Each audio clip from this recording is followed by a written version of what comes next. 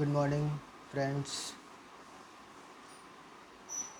मेरे भाइयों, मेरे बहनों, सभी को नमस्कार। और सबसे पहले मैं धन्यवाद कहना चाहूँगा कि जो पिछला वीडियो मैंने बनाया था वो उसका बहुत प्यार मिला। आप देखिएगा पिछले वीडियो में व्यूज़ अच्छे आए और पहले वीडियो में इतना व्यूज़ बहुत है। इसके लिए बहुत बहुत धन्यवाद। तो एक मैं स्लोगन कहना चाहूँगा कि शुरुआत करते हैं एक सेंटेंस से। कबूतरों को कह दो फड़फड़ाना बंद कर दे। कबूतरों को कह दो फड़फड़ाना बंद करे, बाज की उड़ान में आवाज़ नहीं होती। तो शुरू करते हैं। तो इससे पहले स्टार्ट करते हैं। तो इससे पहले जो मैंने बताया था आपको हिस्टोरिकल बैकग्राउंड ऑफ कॉन्स्टिट्यूशन कि क्या कैसे संविधान का बनना शुरू हुआ। तो ब्रिटिश जब आए वो दो भागों में विभाजित, उनका जो ड्यूरेशन था शासन का दो भागों में डिवाइड किया गया। पहला कंपनी रूल, जब वो व्यापार किए, व्यापार करने के बाद विद्रोह हुआ, यानी विद्रोह से पहले कंपनी रूल कहलाया। और जो विद्रोह होने के बाद जब देश आज़ाद हुआ तब ये क्राउन रूल कहलाया। तो आज जो हमारा टॉपिक है वो है कंपनी रूल के ऊपर। कंपनी रूल में 8 अधिनियम हैं, जिसमें से आज पहला अधिनियम हम जानेंगे जिसको कहते हैं रेगुलेटिंग एक्ट 1773। कौन सा एक्ट? Regulating act 1773। तो अब हम जानेंगे ये जो एक्ट है रेगुलेटिंग एक्ट बहुत इम्पॉर्टेंट एक्ट है संवैधानिक नज़रिए से। क्यों? 3 महत्वपूर्ण चीज़ें हैं इस एक्ट की। पहला महत्वपूर्ण जो है चीज़ है कि जो कंपनी है ईस्ट इंडिया कंपनी, जो भारत में अपना पहला कदम रखती है, तो पहला कदम रखने के बाद में भारत में से ही इसका कमान और संचालन शुरू होने लग जाता है।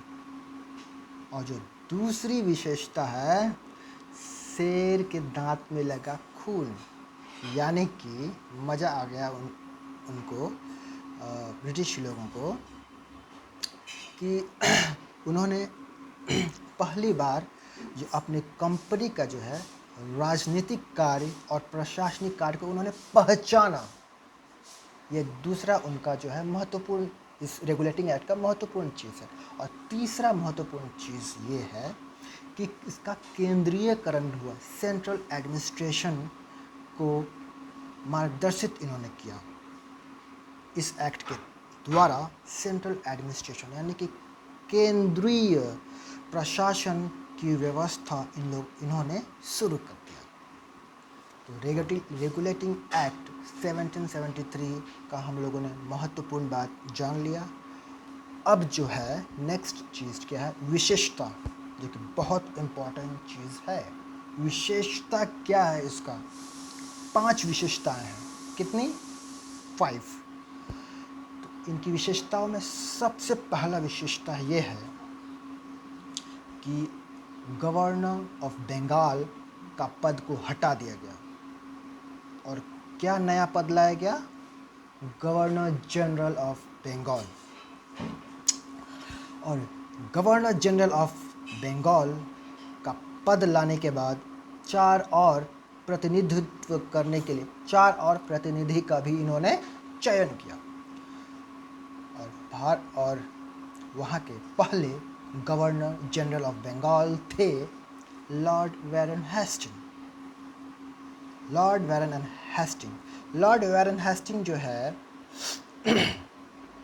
ये पूछा जाता है सवाल कि भारत के पहले गवर्नर जनरल ऑफ बंगाल कौन थे?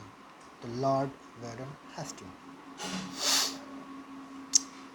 दूसरा विशेषता रेगुलेटिंग एक्ट का, दूसरा विशेषता ये है कि बॉम्बे एंड मद्रास जो प्रेसिडेंसीज थी उनको गवर्नर जनरल ऑफ बंगाल के अंडर में कर दिया जाता है। यानी कि लॉर्ड वारन हेस्टिंग जो गवर्नर जनरल ऑफ बंगाल हैं, उनको जो है उनके अधीन, उनके अंदर में बॉम्बे एंड मद्रास, ये दोनों की प्रेसिडेंसी, इस कार्य क्षेत्र उनके अंडर में आ जाता है। ये दूसरी विशेषता। और तीसरी विशेषता क्या है कि पहली बार इन्होंने स्थापना किया सुप्रीम कोर्ट ऑफ कलकत्ता।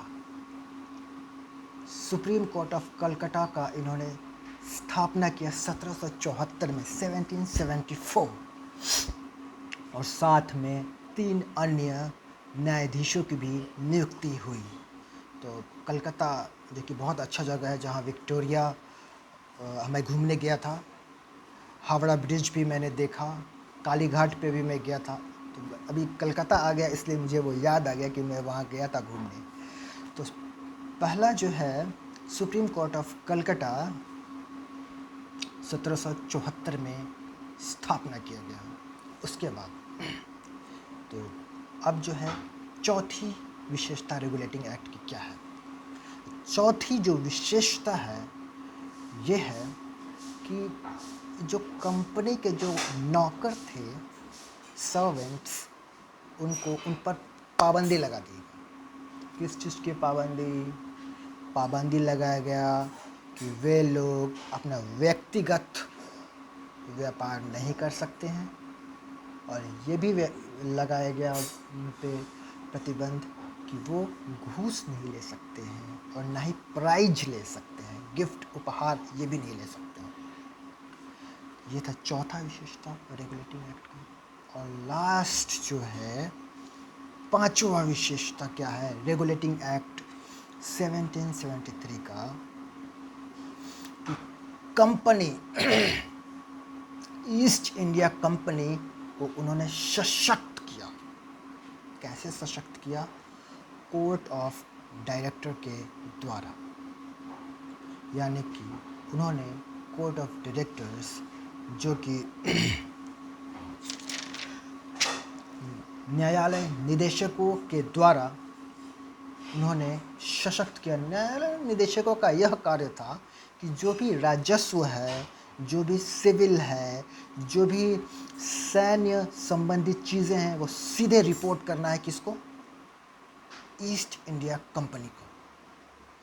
तो ये थी पांचवी विशेषता रेगुलेटिंग एक्ट 1773 की, कि उन्होंने क्या किया? इसको सशक्त किया। तो ये था मेरा आज का ये रेगुलेटिंग एक्ट। ये मैंने समझाने का जो कोशिश किया है, ये कोशिश जो है कैसा है, इसका आप रेटिंग ज़रूर करिएगा, क्योंकि इसके लिए मैंने थोड़ा मेहनत किया है। और मेरा एक मित्र है राजीव रंजन, मैं उसको धन्यवाद कहना चाहूँगा। वो कहता है मैं फ़ैन हो गया। मैं क्या यार, अभी तो पहला वीडियो बनाया है, ये दूसरा वीडियो बना रहा हूँ और फ़ैन हो गया। थैंक यू मेरे भाई, बहुत बहुत धन्यवाद आपको। तो इसलिए देखिए, और वीडियो कैसा लगा सब्सक्राइब और लाइक ज़रूर कीजिएगा, रेटिंग करिए अगर अच्छा लगा तो। धन्यवाद।